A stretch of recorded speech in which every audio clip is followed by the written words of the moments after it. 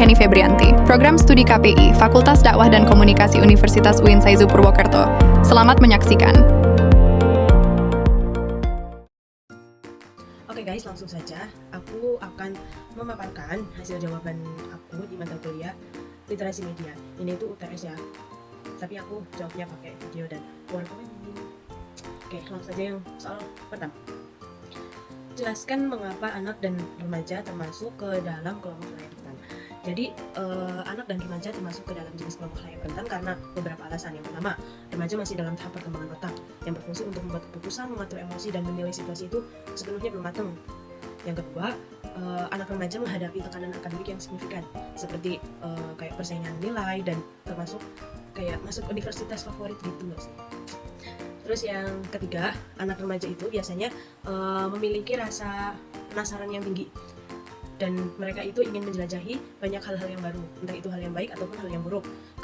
Kurangnya edukasi dan informasi tentang bahaya pergaulan bebas ini membuat mereka itu sulit memahami resiko di jangka panjang dari perilaku yang mereka lakukan. Sehingga dengan keadaan yang seperti ini, rentan sekali anak dan remaja itu terjerumus ke dalam pergaulan bebas. Yang keempat, ada lingkungan yang tidak stabil dan tidak aman, seperti contohnya kayak anak yang broken home atau daerah lingkungan rumahnya itu tingkat kejahatannya itu tinggi, dan itu juga bisa mempengaruhi perilaku anak dan remaja ya guys. Terus selanjutnya soal yang nomor 2, perbandingan antara media konvensional dan media digital.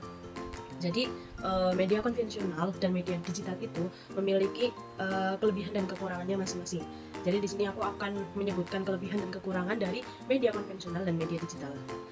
Ya, kelebihan dari media konvensional sendiri itu kredibilitasnya itu cenderung lebih dipercaya karena reputasi media konvensional itu udah terdiri selama berpuluhan tahun, udah dari dulu. Terus yang kedua itu media konvensional juga mudah diakses karena biasanya itu bisa didapat dan bisa ditemukan di banyak tempat gitu. Terus selanjutnya yang ketiga, media konvensional juga menawarkan beragam konten, mulai dari konten berita, konten hiburan, informasi ataupun edukasi seperti itu. Dan kekurangannya di media konvensional ini itu ada terbatas dengan waktu. Jadi itu media konvensional tuh seminggu bisa terbitnya itu sekali atau 2 kali aja gitu. Terus selanjutnya itu proses pencetakan fisik dan distribusi medianya itu cenderung lebih mahal seperti itu. Itu yang media konvensional. Sedangkan yang media digital, kelebihannya itu menawarkan informasi yang baru dan up to date seperti itu. Terus media digital juga memfasilitasi komunikasi 2 arah. Jadi audiens itu lebih aktif dalam mengakses informasi secara langsung. Jadi bisa di komen-komen atau kirim-kirim SMS atau WA seperti itu. Terus banyak juga orang menggunakan internet dan handphonenya untuk mengakses informasi dan mengakses informasi dimanapun dan kapanpun. Jadi fleksibel gitulah. Terus kekurangannya media digital itu, tingkat kepercayaan iklan di media digital itu masih sangat rendah. Terus di media digital juga masih banyak terdapat berita hoax gitu yang dimuat di media online.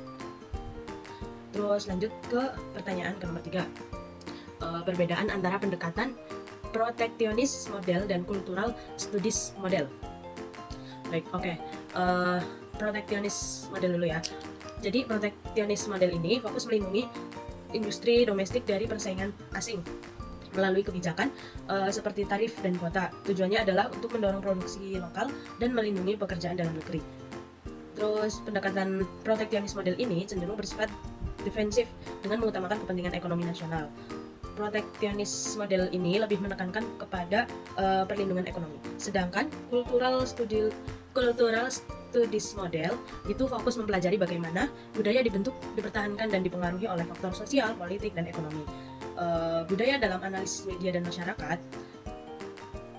Terus selanjutnya pendekatan cultural studies ini bersifat analitis dan kritis, berupaya memahami dinamika kekuasaan dalam produksi budaya serta dampak globalisasi terhadap identitas lokal.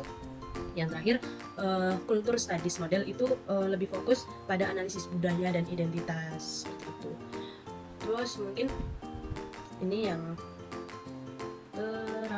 keempat, Jadi yang pertanyaan nomor 4, mengapa oligopoli atau konglomerasi berpengaruh terhadap opini rakyat atau demokrasi? Jadi, oligopoli atau konglomerasi memiliki pengaruh yang signifikan terhadap opini rakyat dan demokrasi karena konglomerasi sering sekali menguasai banyak media, termasuk televisi, surat kabar, dan platform online lainnya. Terus, hal ini juga memberikan mereka itu kontrol atas informasi. Hal ini memberi mereka kontrol atas informasi yang diterima publik. Mereka bisa memanipulasi data, terus memanipulasi berita juga, terus memilih cerita yang disukai dan membatasi sudut pandang yang dipublikasikan. Jadi konglomerasi memiliki sumber daya yang besar untuk mempengaruhi kebijakan publik yang menguntungkan bagi diri mereka sendiri. Terus hal ini bisa membatasi pilihan politik rakyat dan menghambat demokrasi yang adil. Oligopoli bisa melemahkan demokrasi dengan memenuhi opini publik melalui kontrol media, membatasi persaingan politik, dan mengurangi kebebasan berekspresi. Ini bisa menyebabkan kurangnya transparansi, kurangnya akuntabilitas, dan penurunan partisipasi masyarakat dalam proses demokrasi. Itu. Terus pertanyaan yang terakhir, jelaskan apa yang dimaksud dengan komodifikasi dan jelaskan pula jenis-jenisnya. Ini yang terakhir ya guys. Jadi komodifikasi adalah proses menjadikan produk-produk kultural sesuai dengan kepentingan pasar. Ada beberapa jenis komodifikasi. Yang pertama itu komodifikasi isi media komunikasi, yaitu proses perubahan pesan dari kumpulan informasi ke dalam sistem makna dalam wujud produk yang dapat dipasarkan. Terus yang kedua itu komodifikasi audiens atau halayak, yaitu proses modifikasi peran pembaca atau halayak oleh perusahaan media dan pengiklan dari fungsi awal sebagai konsumen media menjadi konsumen halayak selain media. Terus yang terakhir itu ada komodifikasi tenaga kerja, yaitu transformasi proses kerja dalam kapitalisme, di mana keahlian dan jam kerja para pekerja dijadikan komoditas dan dihargai dengan gaji. Jadi masing-masing jenis komoditas itu memiliki implikasi yang spesifik dalam struktur ekonomi, politik, dan sosial konteks di media massa seperti itu. Mungkin cukup sekian dan mungkin cukup ini yang bisa saya sampaikan. Kurang lebihnya mohon maaf.